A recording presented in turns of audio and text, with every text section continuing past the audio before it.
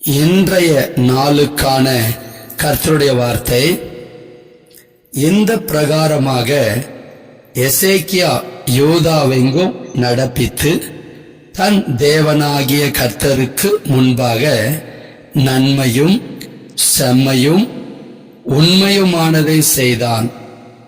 2 நாளாகமத்தின் புஸ்தகம் 31 அதிகாரம் 20 நாமும் கர்த்தருக்கு பிரியமானதை உண்மையாய் அவர் விரும்புகிறபடி செய்து அவருடைய இருதயத்தில் இடம் பிடித்து அவருடைய பிள்ளைகளாக அவருடைய ஆசீர்வாதத்திலே நிறைந்து வாழ கர்த்தர் உதவி செய்வாராக.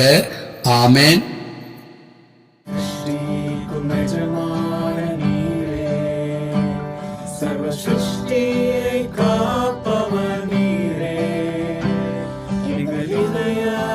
உம்மை போற்றுகிறோம்.